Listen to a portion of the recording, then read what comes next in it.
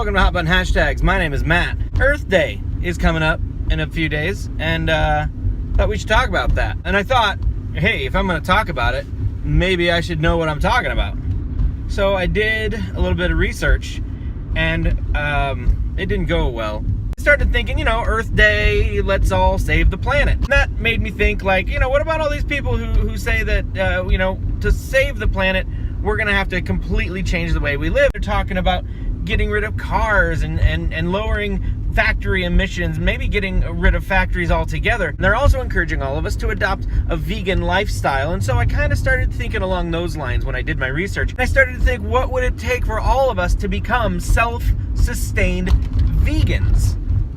Well, that's where everything went wrong. If I were to plant a garden that would sustain me indefinitely, I would need a minimum of 8,000 square feet. That is not a lot of square feet. And I thought, hey, that's doable. I've got that in my backyard, easy. I just move a swing set over and boom, there we go. We got corn. But that 8,000 square feet would need to perform at 100% efficiency. That means that every single plant in my garden would produce the maximum number of fruits or vegetables or whatever I'm growing. And that includes 4 harvests a year, 4 growing seasons, 100% efficiency 4 times a year from every single plant.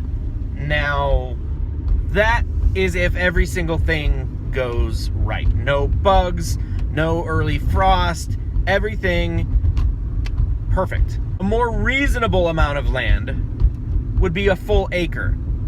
It's estimated that a person needs a full acre under reasonable conditions to produce enough food to sustain them. If each person on the planet needs an acre of land, and there are 7.5 billion people on the planet, that means that we need 7.5 billion acres of arable land. Arable land is farmland that produces crops for human consumption, not like, pasture land and fodder crops, but for people.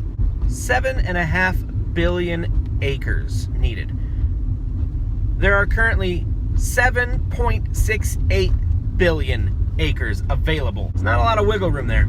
So if we all go vegan in an attempt to save the world, the only way that works is if we stop producing babies. If you want to save the world with vegetables, you're going to have to get rid of people. So this Earth Day, if you really want to save the planet, think genocide.